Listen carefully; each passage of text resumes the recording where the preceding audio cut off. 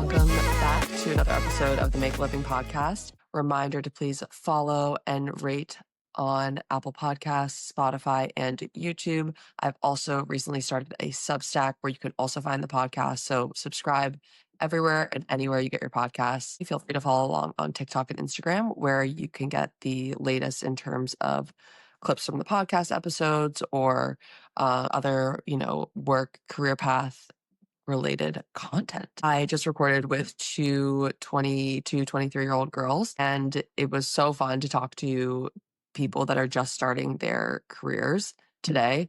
That's like taking me back almost 10 years ago now. And now is also not the easiest time to start a new job, just in terms of the job market, or find a new job, I should say, in terms of the job market.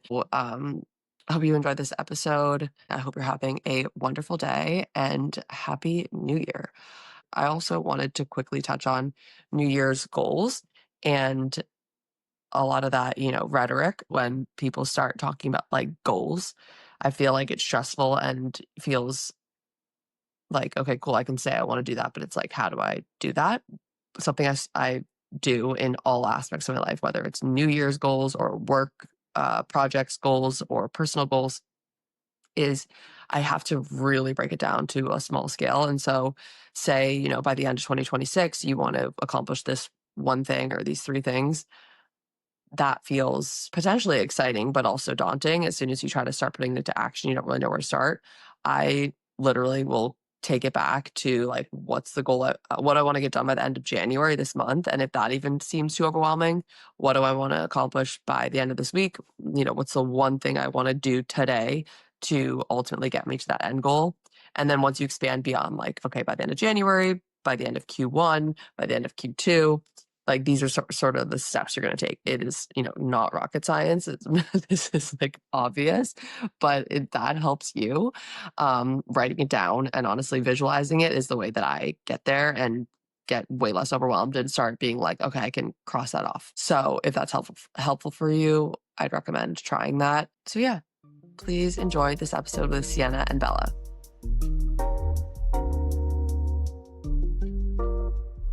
Today we have Siena and Bella joining me. How are you?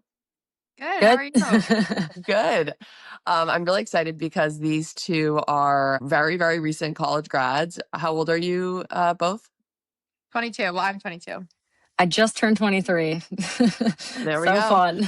Siena was just Yeah. telling me that she's starting her job in like a week and a half. Bella, you're maybe 6 months in now or so, 8 months in. And so the two of you are in Boston and you're roommates.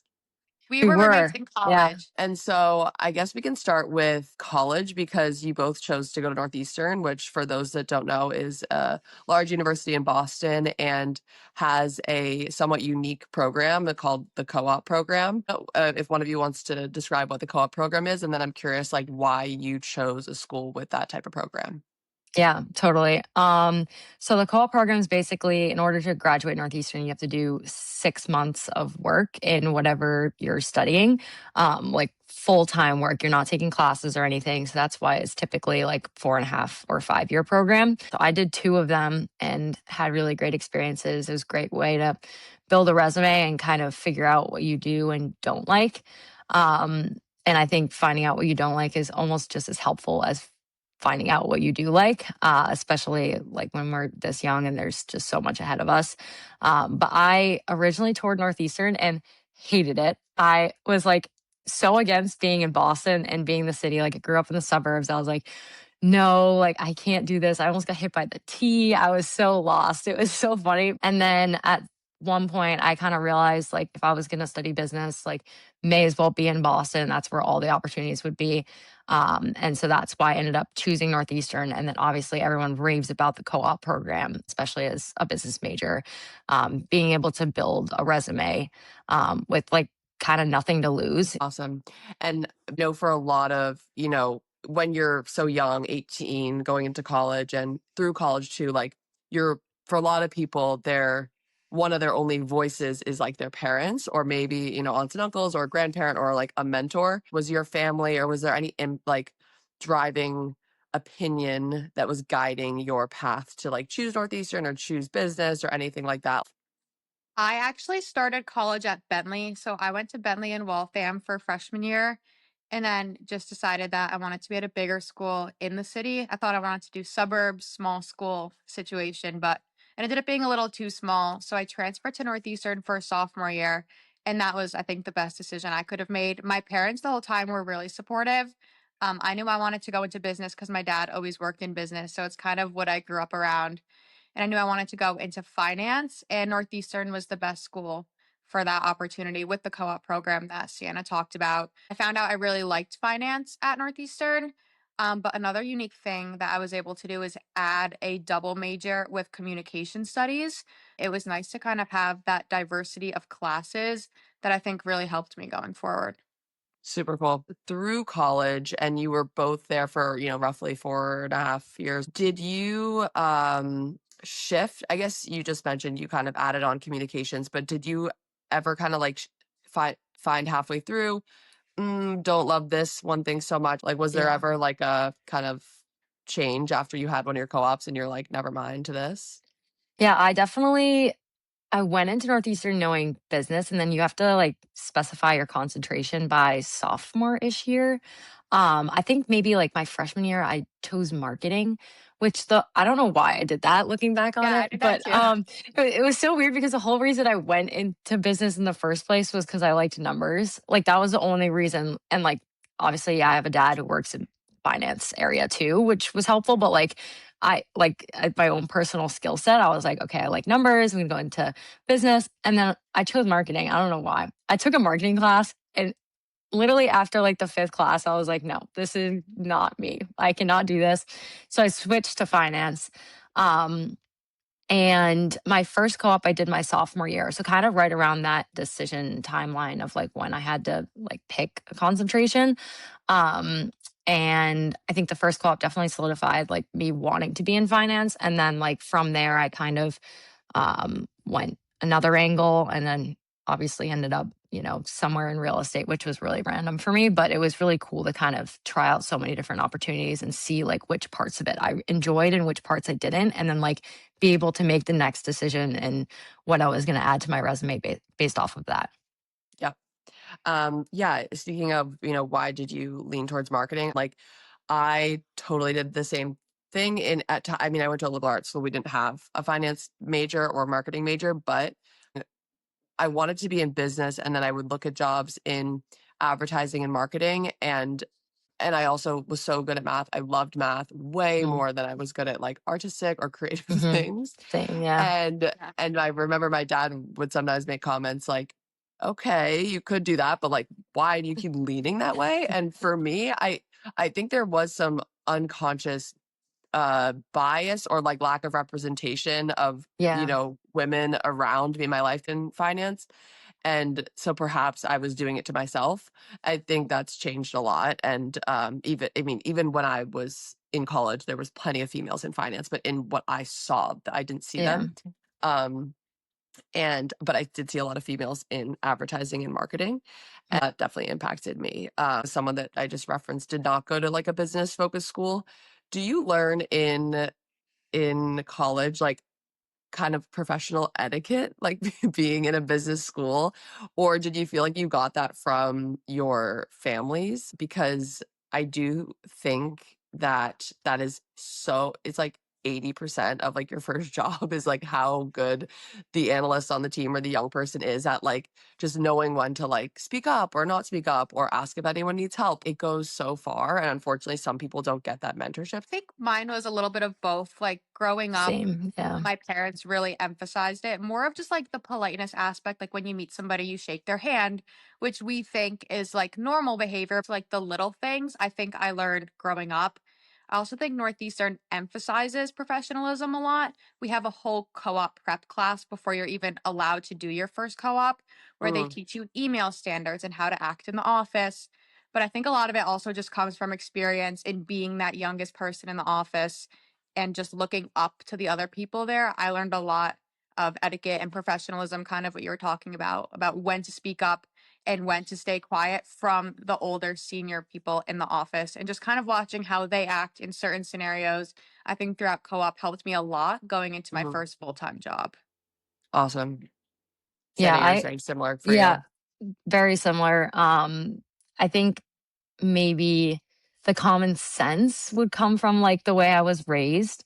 And then like some of the other standard stuff, like Bella was saying, like we have to take a co-op class, which you basically like you do mock interviews, you do like even how to make a resume because there's like a very standard way for an entry level Yeah. analyst role I was now so that like surprised about my that. Like, dad how was like, strict. that's not how I would make a resume. I'm like, Yeah. this is how you have to make a resume now. Like, Yep. that's the way it is. Like, so that was all super helpful. And even like my sister goes to a liberal arts school, they don't teach her any of that.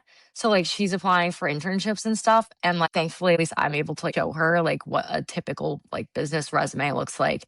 But it was super helpful that Northeastern did have that class. And there were some things that were like, okay, like duh. Like Yeah. Yeah. everyone knows that, but like it was still good to like go over, and then like the resume stuff was super helpful.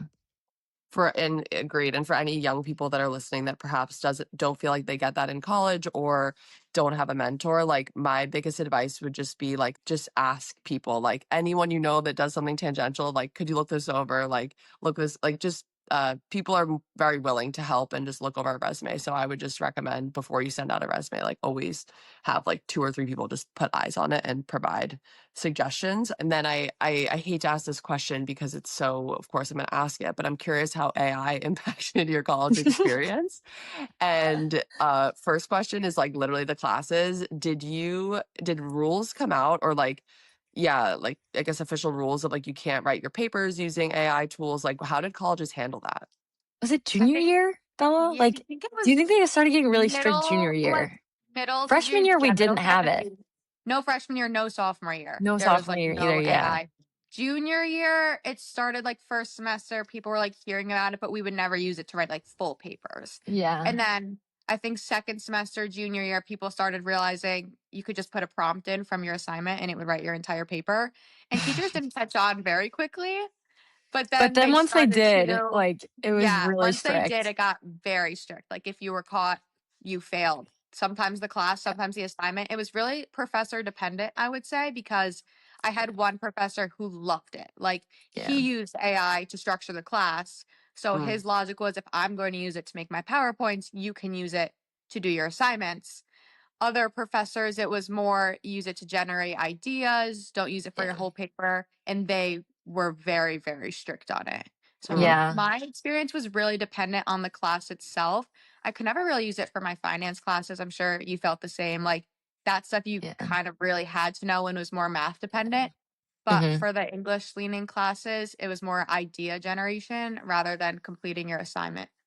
Yeah, Got it. I agree. And definitely like this past semester, Bella, you weren't in classes, but Yeah. like the rules around AI got way more descriptive. Like originally it was like Really. you can't write your essay with AI. And then Yeah. now it That's was like yeah. this past fall was like, give me the exact prompts that you put into AI if you're going Oh to use wow. AI. It was way more like structured guidelines, which I guess is good kind of because you're Yeah. still able to like leverage it as a resource, but it's like you shouldn't be using it to just do your work for you. Yeah. And also like you can totally tell like if you just I plug think in you a can tell prompt. so easily. And It's funny Totally. because now at work, they're like, let's think about how we can leverage AI to make our lives easier going into the new year with new goals. Like, what can we do with AI, whether it's using Copilot to help you respond to emails, or now Excel has a AI built in to like help make your sheets better. So it's kind of pivoted from don't use it at all, like professors being very strict, to now trying to find a more strategic way to use it at work. Yeah. And to play on the word pivot, I actually just used it to build a pivot table for me in Excel. Literally on Wednesday, Yep. I was asked to build a pivot table, and I like kind of forgot how to do it, and then I threw it in, and Claude, if you've heard of that, is one of the Yep. ones that like yeah, can digest Excel, and it was amazing. And it's so fun because you're being encouraged to use it. I listened to a podcast, and they were like, it was just some random businessman. And he was just like, if you can't talk for an hour in your performance review about how AI has made your life better, like you'll lose your job in 5 years or something. And, who knows if that's true. But I was Yes. kind of like, I Yes. can't even talk for 1 minute. So I was Yeah. like, all right, I better get up to it. So I've actually been using it a lot. Yeah, Okay. it's really So helpful for like Excel shortcuts, especially yeah. yes. like all the I random used to stuff I would plug never in like think of. formulas Totally. that like weren't Formulas. working or Yeah. like had an extra parenthesis. You know how it takes like an hour to figure out Yeah. where the parenthesis is Yeah. supposed to be? And it would just do it and I'd copy and paste and I'm like, great, Yeah. awesome. So great. Oh, it's so nice. This question is going to be hard to get out. I one thing I'm learning with this podcast is I need to like practice stating good questions because I really just kind of like word vomit them and hope the guest understands what I'm trying to say. But I'm wondering if through the course of you guys sort of started like around COVID, like 29, like Right COVID after. just Yeah. right after. 2021. Yeah. Yeah. Okay, which is like a unique experience. I'm curious if like the state of the world and COVID has shifted your mindset around like life purpose and fulfillment. Are you trying to do more things outside of work that bring you joy because life's too short or anything like that? Yeah. I say, I don't know, during COVID, I mean, I had a great time. I missed out on going to school and stuff. And that was like our junior year, junior spring of high school. We missed a lot of like the stuff you do senior year in high school and stuff. Personally, I thought it was a great way to kind of just take some time to like focus on yourself. And it kind of helped me like mentally figure out, I guess, what I wanted to do in college and just some like other hobbies. Like I picked up running at that time, which I think Bella maybe did too. Is that Yeah. when you started running? Yeah. And that was like ended up being a huge part of my college life. Like Bella and I both ran the Boston Marathon together, and like I don't think if I didn't have that time in high school where we couldn't play sports, we couldn't do anything, and I kind of used running as an outlet, like I would have never done all of that in college. Which to me is like kind of some of the highlights of the past 4.5 years. Mhm. Um, so I definitely say that was something like that I got out of it. Yep. I Yeah. totally hear you. How about you, Bella? Yeah. Mine was similar, picking up those hobbies like running. I think COVID, like seeing that anything can happen at any time, being able to spend so much time with family kind of Mhm. solidified that I wanted to stay closer to home for college. Mhm. Because when I Mhm. was thinking about college, didn't know if I wanted to stay close, go far. And then with COVID, I was like, okay, I want to be a place where I could just get in my car and drive home. Like if something happens. So I'm from upstate New York. I want to stay East Coast. Originally with Northeastern, I had gone into a program called NU Bound where they send you to London for your whole freshman year. And so that's why I ended up going to Bentley because I was like, especially right now, I can't be in London. Like, who knows what happened? It's still right after Yeah. COVID. Yeah. Now that you're saying that, like, I think the biggest impact for me as well was a homebody feeling. Like, Hmm. not necessarily. I live in New York, and my family lives in Boston and Vermont. When you said anything could happen at any time, it was a reminder of like I need to be checking in more. I need to be really like, Yep. and that's Yeah. because that's a value of mine. For of course, not everyone feels that way, but going into what you both do current or you're about to do Sienna, but you did last summer. So also I didn't even mention this, but Sienna was our intern last summer. And so I worked with her for 10 weeks and it was awesome. And now we've become friends and she is not working with us, or she's working at a different company. Coming out of graduation, and therefore now we can be real friends and not just coworkers Not just because colleagues. Yeah. I'm not crossing any lines because now we don't work at the same company. So I'll start, I guess, with you, Bella. What did you decide to do for your first job? So I work in treasury. I'm a treasury analyst at American Tower. I love it. It's something I never really learned about in college. I feel like I never took any class on treasury specifically. My coworkers always say that. We're all finance majors, but no one really knew about treasury until we got here. But I love it. I think I like it so much because I like the company so much. It's a smaller company, but they really value employees, work-life balance. I've only been there about 7 months, but it's been a great experience. It's something I never really thought I would get into. I always thought I would go the more like wealth management route. That's just what my dad did. So that was Mm, kind of like my mindset in college. But then Sienna ended up having a connection for me to work at this company right after graduation. And it worked out the best it could. It's been great. I'm an awesome. analyst there. There's one other analyst. So we work closely. And then it's nice being able to look up to the senior analysts, the managers. Everyone's super helpful. It's been a Oh, great that's awesome. environment for my first job. Yeah. That's awesome. What did they look for in you? Was it just kind of baseline knowledge of finance, all of that? Or are they like at some point you need to get a CFA or whatever? So, getting the job was just a baseline knowledge of finance. A lot of people on my team either have gotten their MBAs or are in the process of getting their MBA, or they've gotten a certification that's certified treasury professional, which is really niche to treasury. Like you wouldn't really get it in any other leg of finance. So I think going forward, I'll end up getting that certification, potentially my MBA in a couple years, depending on how things work out. But just getting the job was just that baseline business knowledge, but the opportunity to get your certification or any higher learning degree. Congratulations. Thank you. I have a few more follow-up questions, but Sienna, you are starting your new job soon. And if people are listeners, and I referenced she was our intern, she's going into real estate. What type of role are you embarking on soon? Yeah, so a little different. Actually, Bryn did a great job helping me understand what it actually entails, which I still have a lot to learn, obviously.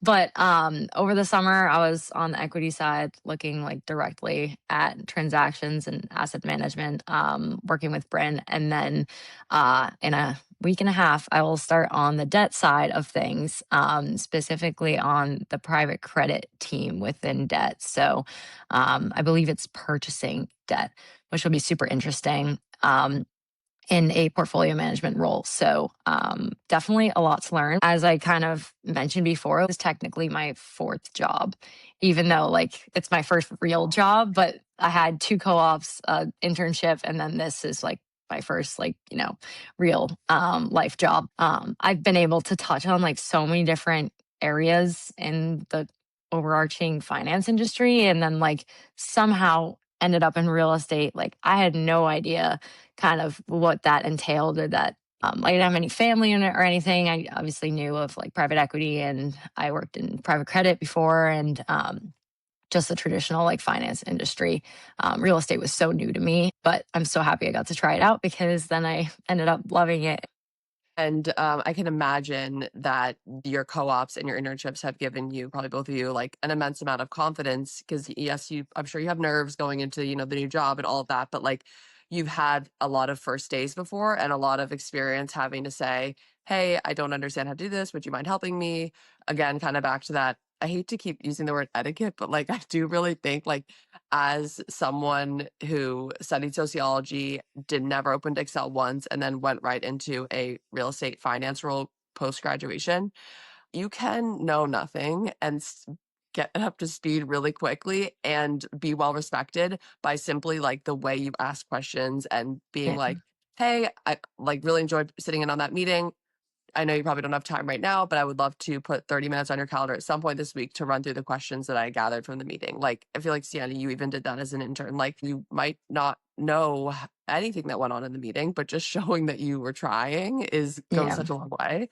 So, but anyways, I'm sure the co-ops and stuff gave you just a little bit more confidence. How are you feeling right now? Are you nervous, excited? Yeah, definitely both. And I think um like craziest feeling when you're showing up to like one of these new jobs as somebody who doesn't know anything, like you have no like specialization in anything, um, is the feeling that you don't know anything and you have so much to learn and you're like, how am I going to learn all of this in like Yeah.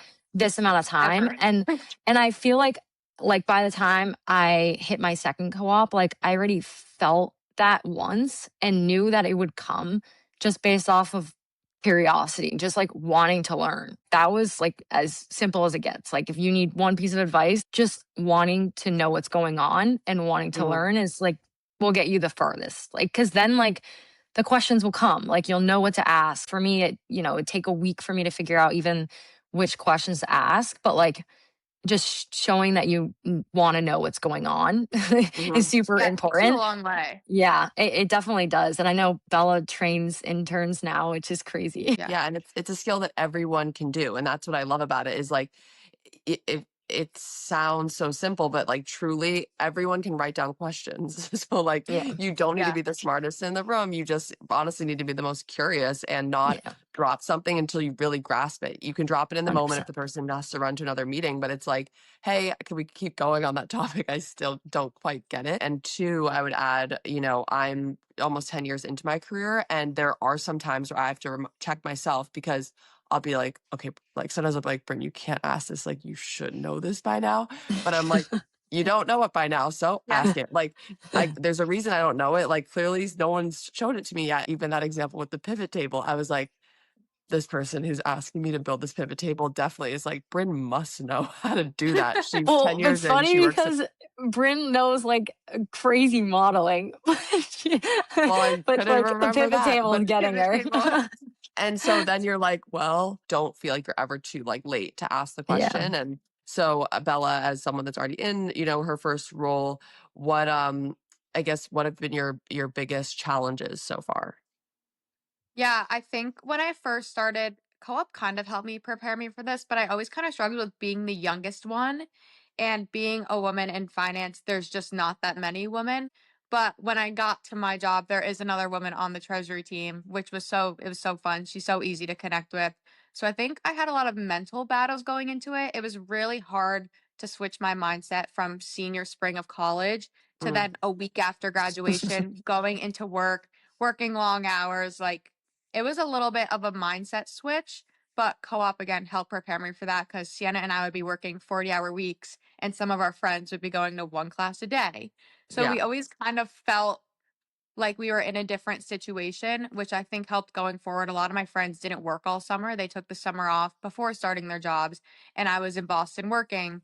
So I think mentally getting myself into that mindset of, okay, this is your job, this is what you have to do, and try to just excel at it. The curiosity thing has helped me so much, just asking questions. I've learned so much just by being able to mentally get myself into that workspace and start to learn and really grasp the concepts that I'm working with. And as you said too, the the having a woman in the workplace, like representation matters so much across Yeah. all levels of representation. And I, used to get into arguments about it with like, it's like, I'm like, it's not that like more women need to be in finance because women are like smarter or just as good, which they are just as good or smarter, but they Yeah. are like, I'm like, it's about just having them in the room so that more Yeah. people want to be in Yeah. the room because it is really subtle things, even conversation topics. Like Yeah. that is another thing too, is I've heard people, even my dad, who's a listener, and maybe he wouldn't say this anymore, but I remember he would say things like, oh, the women that can like play golf, like that's huge because they like can be on the whatever golf course. Or, I've heard other people say like, yeah, I learned about sports because I could like talk to the guys at work about sports and Mm. that was like a bonding thing. And I was like, I hate golf. I tried briefly and I also Yeah, don't I like hate golf watching too. I'm I so don't like Val. watching sports. And so I was like, I'm not going to talk to them about that. And sometimes at work, if there's references and people, I'm like, I'm not going to try because frankly, they're not trying to learn about what I like, which might be fashion or I don't know, TikTok. I'm just kidding. But so why do we have to make them feel more comfortable? So I'm an advocate for women, just be yourself and it Yeah. will fall into place. And I just believe like the hardest working person will always go far. So, don't worry about adding all the other stuff on as a pressure if you are feeling like the minority. yeah. That's good advice. Yeah, Yeah, I Good. definitely. notice so much at work if someone like hears me maybe talking about something that interests me, there's always this guy on my team who will come over and be like, "Oh, what were you talking about?" Oh, Like, good. and then Yeah, try to that's good. relate to me, which is makes such a difference because they do always talk about Yeah. golfing or sports, and I don't really follow football or golf, so I kind of just stay out of those. But then when someone does make an effort to talk to you about what you're interested in, I think it makes such a difference. It's more memorable. It's more interesting in my Yeah. opinion. Yeah. Um, And you reference you are both runners. So let's talk a little bit about like enjoyment outside of work and hobbies. You recently became a fitness instructor. Do you want to talk about why you chose to do that and like and how long were you thinking about it before you actually bit the bullet?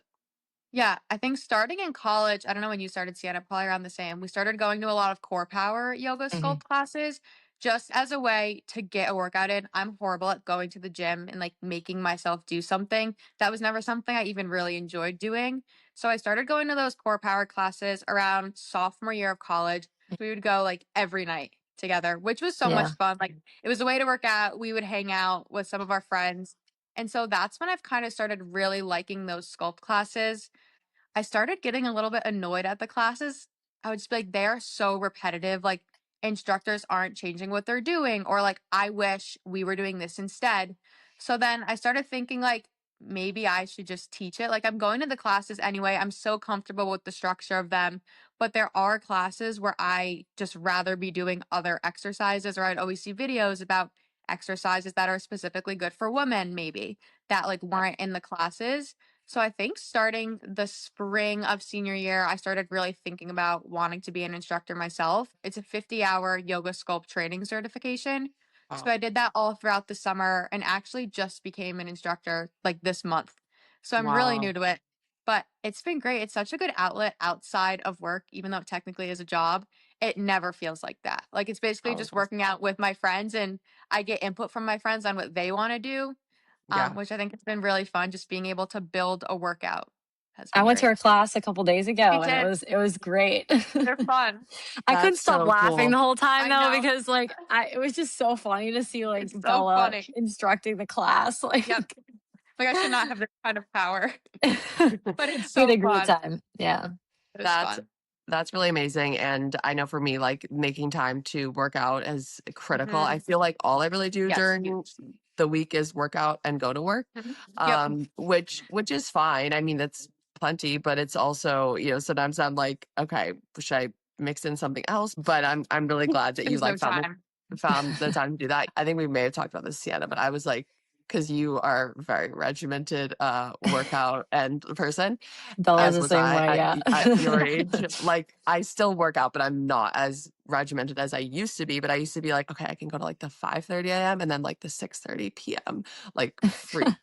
I And so I guess for you, Sienna, I know you're sort of in this between moment of your life, but do you have hobbies outside of work? Yeah, I mean, you hinted on it before, like, I'm a very structured person, and I think, like, I mean, I was only in part-time classes this fall, but my goal for, like, this fall and, like, this in-between period was really to just not turn down anything. Like, I've always been the type of person where, like, I have my schedule and, like, if something needs to change, like, I'm like, "No." Like, it's my schedule, like, I'm not messing with it.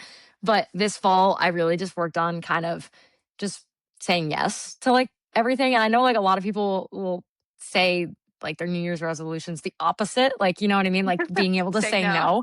I'm like too good Same. at saying no. Yeah, you're really So good at I'm saying like no. trying to say yes more. And I feel like it's been so nice. I've done a lot more traveling.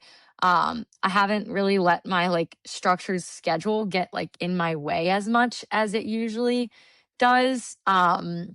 And once I ended up getting the job that I'm gonna be working in a week and a half, I was also just like, okay, I feel accomplished and like I have it all set up. Like this is my time to just enjoy myself. Just spending lots of time with family, friends, traveling, and just yeah, just doing everything that I can, like in the free time that I had and just taking advantage of it as much as I can. And I actually didn't run as much this fall, um, which was very new to me because ever since COVID, like I'd run, I don't know, like 20 to 30 miles a week for like every week, basically, unless I was like sick or something. And um, that really changed for me this fall. And I got into actually yoga, believe it or not. Um, not just regular yoga. It had to be really hot yoga because I still can't just like go do yoga. Like I needed to get a good sweat in. So I got into heated yoga, a great place in Beacon Hill that I absolutely love, and all the instructors are awesome. And just that was kind of a great way to, I guess, I mean, it is considered exercise, but like I tried to get into it like more than just exercise, like the meaning behind it and like some of Mm, the practices, like the breathing and like that sort of stuff. Like even when I was like doing interviews, like there was this one yoga instructor that would walk us through this like breathing pattern, like imagining like a warm color going through your body.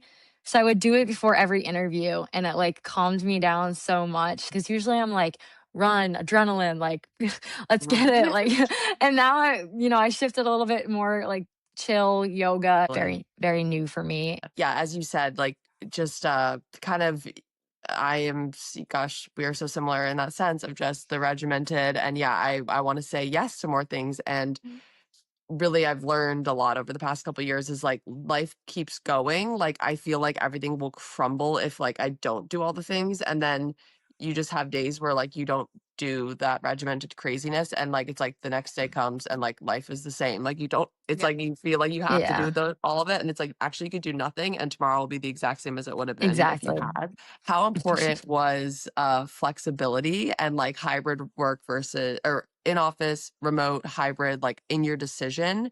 And do you have friends now that have jobs that maybe are way more flexible than yours that you're feeling like jealous of? Like, sort of talk me through like that, if that was a decision or if you're just kind of like, I'm going back to traditional like in office vibes.